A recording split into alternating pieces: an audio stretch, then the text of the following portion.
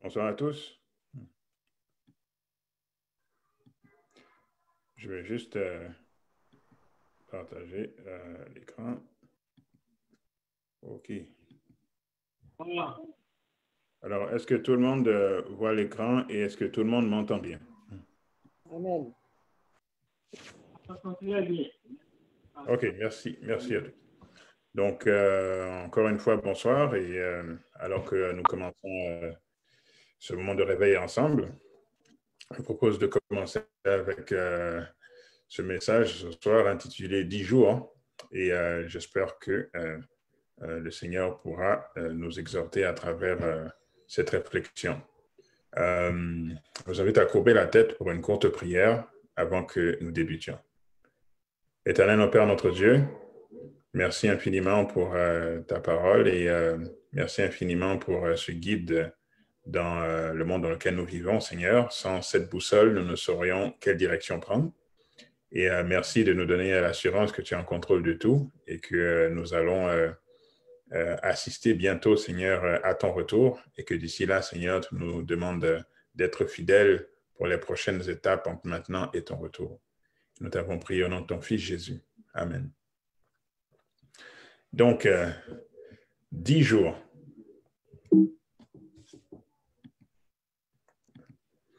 Dans l'Évangile selon Matthieu, au chapitre 24, verset 14, il est écrit « Cette bonne nouvelle du royaume sera prêchée dans le monde entier pour servir de témoignage à toutes les nations, alors viendra la fin. » Donc, on voit ici, les verbes soulignés en rouge sont...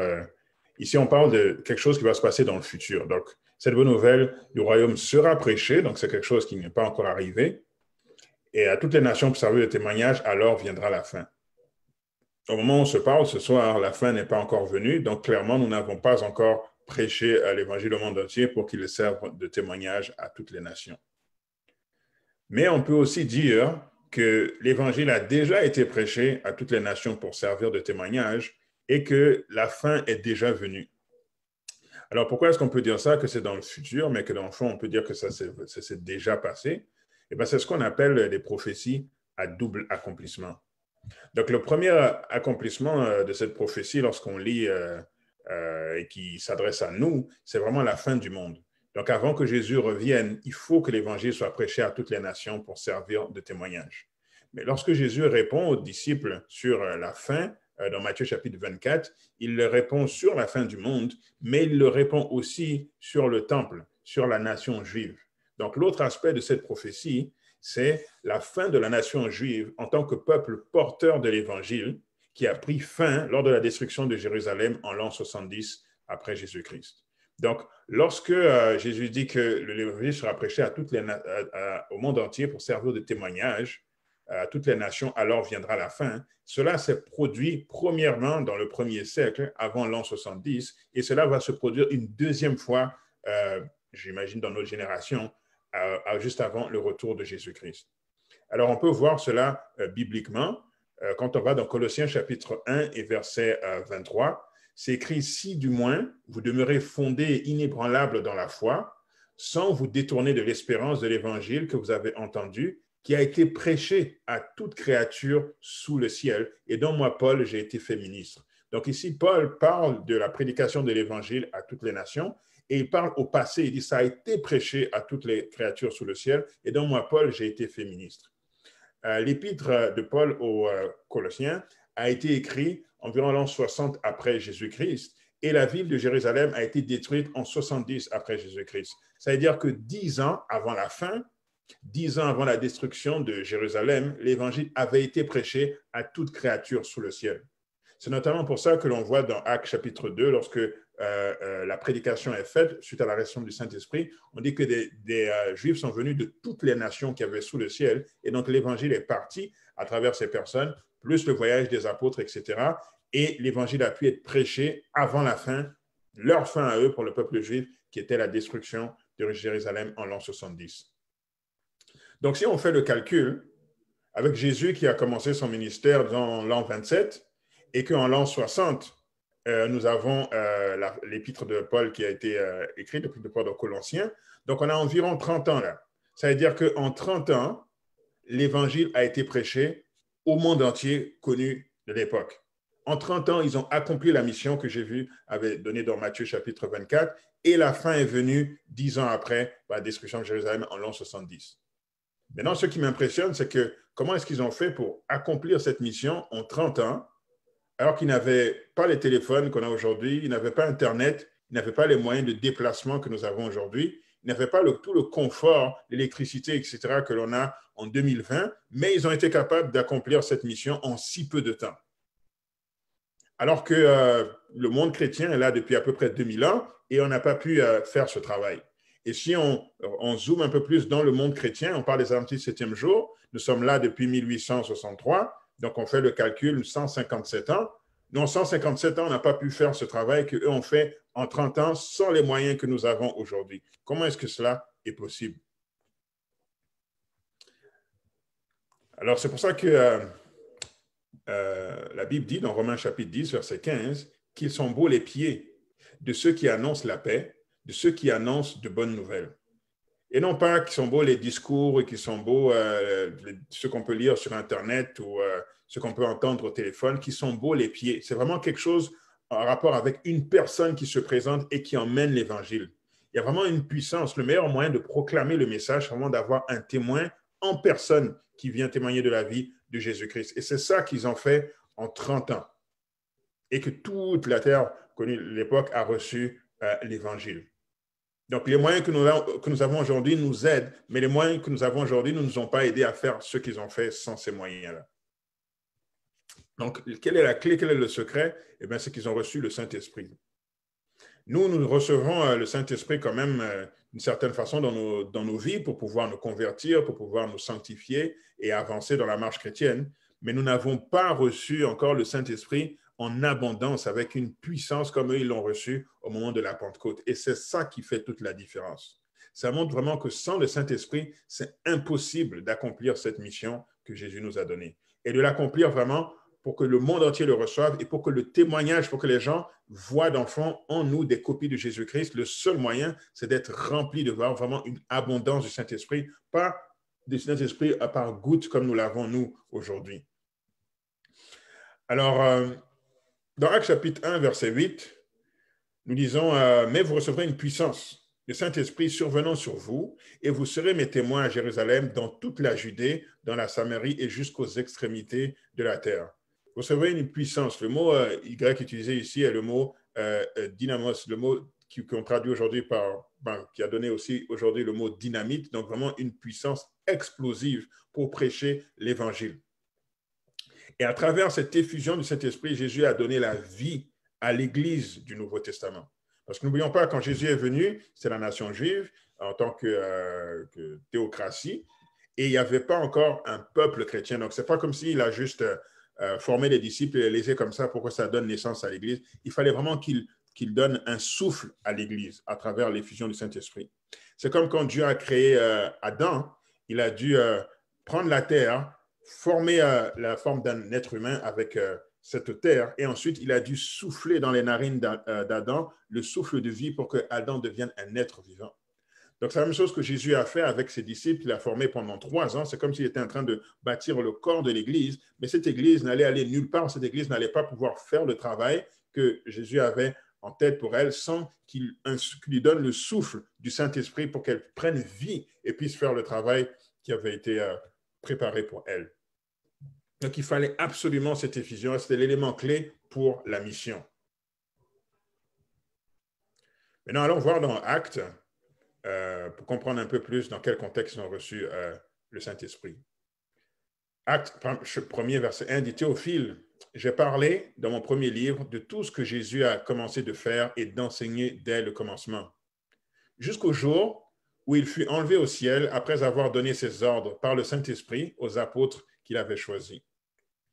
Après qu'il eut souffert, il leur apparut vivant et leur en donna plusieurs preuves, se montrant à eux pendant 40 jours et parlant des choses qui concernent le royaume de Dieu. Comme il se trouvait avec eux, il leur recommanda de ne pas s'éloigner de Jérusalem, mais d'attendre ce que le Père avait promis, ce que je vous ai annoncé, leur dit-il. Donc, comment ont-ils reçu le Saint-Esprit? Comment recevoir le Saint-Esprit avec une telle puissance? Et ce que nous voyons aujourd'hui, nous en avions parlé la dernière fois que j'avais eu un message avec Bethany, que ce que nous voyons aujourd'hui avec le COVID-19, c'est juste pour nous montrer que nous nous rapprochons de ce moment où Dieu va nous envoyer la pluie de l'arrière-saison pour que nous puissions faire ce travail, achever cette œuvre finalement. C'est ça le but de tout ce réveil, c'est ça le but de cette secousse qu'il y a dans ce monde. Donc, nous devons essayer de tirer des leçons sur comment est-ce qu'eux, ils ont reçu la pluie de la première saison, parce que nous allons recevoir la pluie de l'arrière-saison de la même manière. Alors, le premier point, c'est qu'il faut attendre, tout simplement. Dans Actes chapitre 1, verset 4, Jésus leur a dit de ne pas s'éloigner de Jérusalem, mais d'attendre ce que le Père avait promis. Donc, ça, c'est le premier aspect. Ils se sont rencontrés dans la chambre haute, ils ont prié, ont confessé leurs péchés, etc. Et ils ont attendu. Maintenant, la question, c'est attendre combien de temps? Jésus ne leur a pas dit combien de temps. Il a juste dit d'attendre. Donc, quand ils sont allés dans la chambre haute et qu'ils priaient, ils n'avaient aucune idée de combien de temps cela allait durer. Ils allaient le faire jusqu'à ce que la promesse arrive à Jérusalem. Et le temps donc qu'il faut attendre, la réponse, c'est qu'il faut attendre le temps qu'il faut. Pour eux, ça a été 10 jours. Pourquoi? Parce qu'on nous dit que Jésus a passé 40 jours avec eux avant de monter au ciel. Et ils ont reçu le Saint-Esprit lors de la Pentecôte. La Pentecôte, c'est 50 jours après la fête des premiers fruits qui est représentée par la résurrection de Jésus. Donc, si Jésus est ressuscité, il a passé 40 jours avec eux et que le 50e jour, il recevra le Saint-Esprit, ça veut dire qu'ils ont attendu 10 jours. Mais Jésus ne leur a pas dit 10 jours, il a juste dit d'attendre. Donc, 10 jours, c'est ça pour eux. Pour nous, est-ce que ça va être 10 jours, ça va être 10 mois, ça va être 10 semaines, on ne sait pas.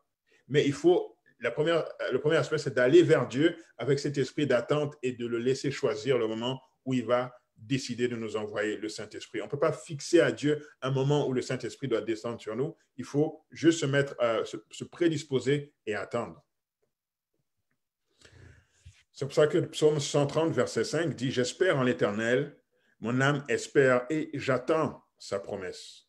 Je le laisse choisir le moment opportun. » Mais il y a une façon d'attendre. Dans psaume 25, verset 21, on dit que l'innocence et la droiture me protègent quand je mets en toi mon espérance. Donc, dans psaume 130, on met en Dieu notre espérance et on attend sa promesse. Mais quand on attend sa promesse, il faut qu'il y ait l'innocence et la droiture de notre côté qui nous protègent. Donc, il ne faut pas que l'on soyons dans l'iniquité, que nous soyons dans des péchés qui peuvent bloquer la réception du Saint-Esprit. Le deuxième aspect important que je vois ici, c'est qu'il y avait vraiment un effort collectif. Vous allez remarquer que le mot ensemble revient continuellement dans le livre des Actes. Dans Actes chapitre 2, verset 1, c'est écrit « Le jour de la Pentecôte, ils étaient tous ensemble dans le même lieu. » Dans Actes chapitre 2, verset 46, ça dit « Ils étaient chaque jour tous ensemble, assidus au temple. Ils rompaient le pain dans les maisons et prenaient leur nourriture avec joie et simplicité de cœur. » Dans Actes 4, verset 24, c'est écrit « Lorsqu'ils eurent entendu, ils élevèrent à Dieu la voix, tous ensemble, et dirent « Seigneur, toi qui as fait le ciel, la terre et la mer et tout ce qui s'y trouve. » Dans Actes 5, verset 12, c'est écrit « Beaucoup de miracles et de prodiges se faisaient au milieu du peuple par les mains des apôtres. Ils se mettaient tous ensemble au portique de Salomon. » Et dans Actes chapitre 15, verset 25, c'est écrit « Nous avons jugé à propos, après nous être réunis tous ensemble, de choisir des délégués et de vous les envoyer avec nos bien-aimés Barnabas et Paul. » Donc, on voit qu'il y avait vraiment un effort collectif là pour recevoir le Saint-Esprit. Ils étaient ensemble. Lorsque le Saint-Esprit a été envoyé pour créer le mouvement chrétien, le Saint-Esprit est descendu sur des assemblées. Il n'est pas descendu sur des individus isolés, il est descendu sur des assemblées. On voit ça continuellement. Par la suite, ça descend sur des individus, mais d'abord, c'est sur des assemblées pour créer le mouvement, et après, ça descend sur des individus pour qu'ils fassent leur mission spécifique, comme Philippe auprès de l'eunuque éthiopien, par exemple. Donc, dans Acte 2, c'était les 120 disciples dans la chambre haute. C'était un groupe et ils ont reçu le Saint-Esprit ensemble. Dans Acte 4, verset 31, c'est Pierre et Jean qui sont accompagnés d'autres disciples après qu'ils aient été libérés de prison. Le Saint-Esprit descend sur eux en tant que groupe, la terre tremble où ils se trouvent, etc. Dans Acte 8, verset 17, c'est un groupe de Samaritains sur lequel le Saint-Esprit descend. Et dans Acte 10, verset 45, c'est Corneille est avec ses parents et ses amis intimes, plus Pierre et les personnes qui sont venues le chercher. Et sur ce groupe encore, le Saint-Esprit descend. Donc, on voit que c'est toujours sur un collectif que Dieu a bâti le mouvement de l'Église primitive. Dans Acte 1, verset 14, on voit aussi qu'ils étaient tous d'un commun accord, alors qu'ils persévéraient dans la prière avec les femmes et Marie, mère de Jésus, et avec les frères de Jésus. Donc, il y avait un commun accord, il n'y avait pas de discorde. Donc, ils étaient ensemble, mais aussi d'un commun accord. Ils étaient 120 disciples dans une même chambre haute pendant 10 jours. Autrement dit, ils étaient confinés. Alors qu'il y a la crise du Covid, là, il y a beaucoup de gens qui se sont rendus compte qu'ils ne sont pas capables de juste supporter leurs enfants. Leurs enfants étaient toujours à la garderie, puis maintenant, il faut qu'ils gardent les enfants tous les jours et ça cause de problèmes à beaucoup de personnes. Il y en a qui se sont rendus compte qu'ils ne peuvent pas fuir de leur mauvais mariage parce qu'au moins, chaque matin, monsieur va au travail, madame va au travail et on se retrouve le soir quelques minutes et comme ça, on peut éviter de résoudre certains problèmes. Mais là, quand les gens sont confinés et qu'ils doivent vivre dans la même maison, il y a en Chine, par exemple, après le déconfinement, il y a une explosion du taux de divorce. Et je pense que je ne serais pas surpris que nous ayons des chiffres similaires ici en Amérique du Nord. Donc, les gens sont confinés, les gens sont ensemble, mais ils ne sont pas d'un commun accord du tout, même dans leur propre famille. Et pour beaucoup, ça cause de sérieux problèmes. Mais là, ce n'est pas juste la propre famille, c'est 120 personnes. Comment est-ce qu'on serait si on est avec 120 personnes 10 jours dans la même pièce et qu'on reste d'un commun accord, qu'il n'y ait pas de discorde? Et bien, c'est ce genre d'ambiance dont Dieu a besoin pour pouvoir faire descendre le Saint-Esprit. Qu'on apprenne vraiment à se tolérer et à travailler les uns avec les autres sans discorde. C'est vraiment un élément primordial pour que Dieu puisse déverser son esprit sur son peuple. Toujours dans l'esprit de commun accord, c'est écrit dans Acte 1, verset 26, qu'ils tirèrent au sort et le sort tomba sur Matthias, qui fut associé aux 11. Donc, pourquoi est-ce qu'ils ont tiré au sort pour avoir Matthias? Matthias était là pour remplacer Judas, qui avait trahi Jésus et qui ensuite s'était suicidé. Donc, les disciples maintenant, au lieu d'être les apôtres, pardon, au lieu d'être 12, ils étaient 11. Donc, avant que le Saint-Esprit descende, il fallait qu'il soit 12 à nouveau. Il fallait qu'il soit au complet. N'oubliez pas que ici, les apôtres, ici, sont un peu comme le renouvellement des 12 tribus d'Israël. Lorsqu'il y avait le souverain sacrificateur dans l'Ancien Testament, sur son pectoral, il avait 12 pierres, une pierre pour chacune des tribus. Donc, pour que le souverain sacrificateur puisse officier dans le temple et recevoir l'huile et qui est un symbole du Saint-Esprit, il fallait qu'il ait son pectoral et que tout soit complet. Mais là, c'est comme si on a 11 apôtres, donc c'est comme s'il manque une pierre là sur le pectoral. Mais en nommant Matthias, on emmène la 12e pierre et puis là, c'est complet pour que le Saint-Esprit puisse descendre. Vous allez remarquer aussi que lorsque le temple était fait du temps d'Israël, la gloire de Dieu descendait et consumait l'offrande, qui est encore comme le Saint-Esprit qui descend et qui approuve. Mais lorsqu'ils sont allés en captivité à Babylone et qu'ils sont revenus, et que maintenant la nation n'était plus au complet, etc., le Saint-Esprit n'est pas descendu, la gloire de Dieu n'est pas descendue dans le temple. Et ceux qui se sont rendus compte de cela, qui savaient comment c'était avant la captivité, ont pleuré toutes les larmes de leur vie.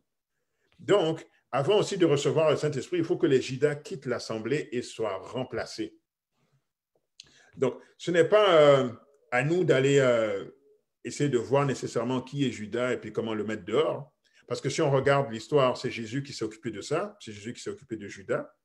Mais c'était la responsabilité de l'Église de remplacer Judas. Et c'est ce qu'ils ont fait ici dans Acte 1, verset 26. Donc, à moins que nous soyons vraiment au courant de qu'est-ce que un frère fait qui est contrairement à l'opposé de la foi, nous devons laisser cela à Jésus. Parce que les disciples n'étaient pas au courant de ce que Judas faisait. C'est Jésus qui a réglé ça tout seul. Mais si nous sommes au courant de l'interdit dans notre camp, si nous arrivons à comprendre qu'il y a un individu ou des individus qui sont vraiment problématiques dans l'Assemblée et qui sont vraiment en train d'éloigner la grâce de Dieu sur l'Assemblée, c'est le devoir de l'Église d'agir et de remplacer ces leaders, si ce sont des leaders dans le cas de Judas, pour que ce soit complet et que le Saint-Esprit soit assuré à l'Assemblée. Donc, ils avaient toutes ces bonnes choses, mais comment étaient-ils juste 50 jours plus tôt, on voit qu'ils avaient un esprit de dispute dans Luc 22, verset 24. Il s'éleva aussi parmi les apôtres une contestation, lequel d'entre eux devait être estimé le plus grand. Il y avait de l'orgueil parmi les disciples. Dans Matthieu 26, verset 35, on dit, Pierre lui répondit, quand il me faudrait mourir avec toi, je ne te renierai pas. Alors que Jésus venait de le dire, tu vas me renier 3 fois. Et tous les disciples dirent la même chose. Donc, ils avaient de l'orgueil. On voit aussi qu'il y avait un esprit de tristesse ou même dépressif. Dans Luc 22, verset 45, c'est écrit, après avoir prié, il se leva et vint vers les disciples qu'il trouva endormis, pas juste endormis, mais endormis de tristesse. Donc, ils n'étaient pas dans un état du tout où la joie envahissait leur cœur. Il y avait aussi de la lâcheté parmi eux. Dans Matthieu 26, verset 56, c'est écrit, mais tout cela est arrivé afin que les écritures des prophètes fussent accomplies. Alors tous les disciples l'abandonnèrent et prirent la fuite. Donc ils ont tous abandonné Jésus lâchement. Et on voit aussi qu'ils étaient pleins de doutes. Dans Matthieu 28, verset 16, c'est écrit, les 11 disciples allèrent à Galilée sur la montagne que Jésus leur avait désignée. Quand ils le virent, ils se prosternèrent devant lui, mais quelques-uns eurent des doutes. Donc même quand ils l'ont vu, ils ont eu des doutes. Donc, qu'est-ce qui s'est passé pour qu'il y ait vraiment ce changement drastique? On voit ici que Jésus peut transformer en peu de temps. Donc, en seulement 50 jours, il a pu les emmener à ce point où ils pouvaient recevoir le Saint-Esprit, malgré tous les mauvais traits que l'on vient de voir avant. Donc, ce qui est important, c'est de cheminer avec Dieu et de laisser faire, parce que quand Dieu décide d'accélérer, ça peut aller très, très vite. Donc, dans cette transformation, que s'est-il passé? Alors, principalement, gros point, c'est qu'il s'est passé ceci. Luc 24, verset 21. Nous espérions que ce serait lui qui délivrerait Israël. Mais avec tout cela, voici le 3e jour que ces choses se sont passées. Donc, dans le fond, la grande déception de la crucifixion de Jésus, c'est ça qui a été le point tournant pour la transformation du cœur des disciples. Les disciples attendaient un royaume terrestre et ce n'est pas du tout cela qui s'est produit. Et ça les a forcés à réfléchir, à prier, à chercher la face de Dieu qui les a préparés pour recevoir le Saint-Esprit. Parfois, il nous faut voir nos plans réduits au néant pour comprendre le plan de Dieu. Parfois, il faut qu'on ait fini d'épuiser nos options pour que le plan de Dieu puisse finalement faire du sens dans nos esprits. Et c'est ce qui est arrivé aux disciples. Acte 1, verset 3 nous dit, après qu'il eut souffert, il leur apparut vivant et leur en donna plusieurs preuves, se montrant à eux pendant 40 jours et parlant des choses qui concernent le royaume de Dieu. Donc, pourquoi Jésus a été avec ses disciples pendant 40 jours? Pourquoi est-ce qu'il n'est pas monté au ciel tout de suite? Pourquoi est-ce qu'il est resté encore 40 jours avec les disciples avant de monter au ciel? Alors, une des raisons principales, c'est que 40 dans la Bible, c'est un signe de formation avant le ministère. Donc là, Jésus allait les préparer à recevoir le Saint-Esprit, un ministère puissant. Jésus a passé 40 jours dans le désert avant de commencer, lui, son propre ministère. Donc, il venait former ses disciples avant qu'ils puissent démarrer le corps de l'Église. Élie a passé 40 jours dans le désert avant la dernière phase de son ministère et préparé Élisée à faire le sien. Moïse a passé 40 ans dans le désert pour désapprendre tout ce qu'il avait appris en Égypte avant de commencer lui aussi son ministère. Donc, on voit que le chiffre 40 revient continuellement ici pour la formation, pour la préparation au ministère. Donc, c'est ça que Jésus voulait faire. Il voulait finaliser la préparation des disciples avant de monter au ciel. Donc, Conquérant Pacifique, page 26, paragraphe 1, c'est écrit « Pendant 40 jours, le Christ demeura sur la terre, préparant les disciples à l'œuvre qui les attendait, et leur expliquant ce qu'ils n'avaient pu comprendre jusqu'alors. Il les entretint des prophéties concernant son avènement, de sa réjection par les Juifs et de sa mort, leur montrant que chaque détail de ces prophéties était accompli à la lettre. Il leur dit qu'ils devaient considérer cet accomplissement comme une certitude de la puissance qui les soutiendrait au cours de leur futur labeur. Alors il leur ouvrit l'esprit, lisons-nous, afin qu'ils comprissent les Écritures. Et il leur dit, ainsi il est écrit que le Christ souffrirait et qu'il ressusciterait des morts le 3e jour et que la repentance et le pardon des péchés seraient prêchés en son nom à toutes les nations, à commencer par Jérusalem. Et il ajouta, vous êtes témoins de ces choses. Donc après la grande déception, ils avaient besoin de ce temps-là pour que tout ce qui venait de se passer, ces événements majeurs, soit clair dans leur esprit, pour que la confusion soit totalement chassée de leur esprit pour les préparer à la mission. Donc, grande déception, préparation, la mission commence. Et pour l'Église adventiste, ça a été la même chose. Grande déception, on pensait que Jésus allait revenir en 1844. Il a fallu que Jésus envoie les visions à travers la servante Ellen White pour que nous puissions comprendre qu'est-ce qui s'était passé, pour que toutes les zones sombres dans l'esprit soient éclaircies, afin que ce dernier mouvement avant le retour de Jésus puisse prendre naissance. Et ça a donné, cette belle préparation de Jésus a donné ce portrait incroyable de l'Église et nous attendons tous de revivre la même chose. Voici le portrait de l'Église primitive en 3 versets. Actes chapitre 4, versets 33 à 35. Les apôtres rendaient avec beaucoup de force témoignage de la résurrection de Jésus-Christ et une grande grâce reposait sur eux tous. Car il n'y avait parmi eux aucun indigent. Tous ceux qui possédaient des champs ou des maisons les vendaient, apportaient le prix de ce qu'ils avaient vendu et les déposaient aux pieds des apôtres et en faisaient des distributions à chacun selon qu'il en avait besoin. Donc, c'était ça, l'Église primitive. Puissance de prédication, les besoins de tout le monde sont comblés et tout le monde ensemble avance pour l'avancement de l'œuvre. Finalement, je termine avec ce point. Le donateur et non le don. On parle beaucoup du Saint-Esprit, spécialement dans Actes chapitre 2, mais il ne faut pas oublier que l'objectif de tout cela, c'était d'attirer l'attention sur le donateur, c'est-à-dire Jésus, et non sur le don. Donc, voici une illustration pour que vous puissiez comprendre ce que j'essaie de dire. Dans Genèse, chapitre 45, versets 26 à 28, c'est écrit, il lui dit, Joseph vit encore, et même c'est lui qui gouverne tout le pays d'Égypte. Mais le cœur de Jacob resta froid parce qu'il ne le croyait pas. Donc Joseph, ici, veut ramener son père Jacob et sa famille pour qu'ils viennent vivre en Égypte. Mais lorsque ses frères lui parlent, il ne croit pas au début. Il a le corps qui reste froid. Verset 27, c'est écrit, ils lui rapportèrent toutes les paroles que Joseph leur avait dites. Jusque-là, il ne croit pas. Mais ensuite, c'est écrit, il vit les chars que Joseph avait envoyés pour le transporter. C'est alors que l'esprit de Jacob, leur père, se ranima. Et Israël dit, c'est assez, Joseph, mon fils, vit encore. J'irai et je le verrai avant que je meure. Donc ici, Joseph est un modèle de Jésus. Joseph qui est auprès de Pharaon, c'est comme Jésus qui est auprès de Dieu le Père. Joseph veut ramener sa famille, mais alors que Jacob est loin et qu'on vient lui dire tout ce qui se passe au sujet de Joseph, il ne croit pas. Mais c'est quand il a vu les chars, c'est quand il a vu les dons que Joseph a envoyés à travers les chars qui étaient remplis de trésors, que là, il a cru et qu'il a voulu suivre maintenant pour aller retrouver son fils. C'est là qu'il s'est dit, mon fils est vivant, il faut que j'aille à sa rencontre. Donc, les chars qui étaient là, et ce n'était pas ça qui était important. Les chars, c'était là pour montrer que Joseph est vraiment en Égypte et qu'il les attend.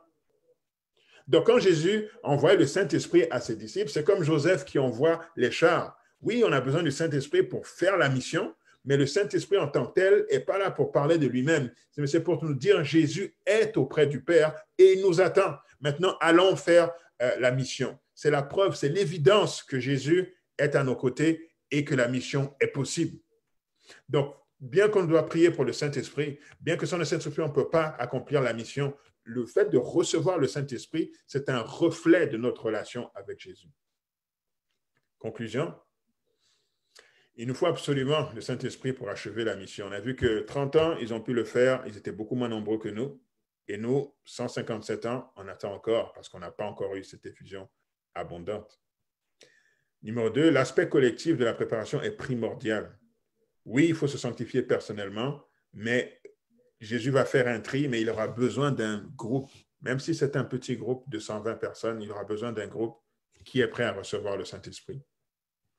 Et finalement, l'effusion du Saint-Esprit est le reflet de la relation entre Jésus-Christ et son Église.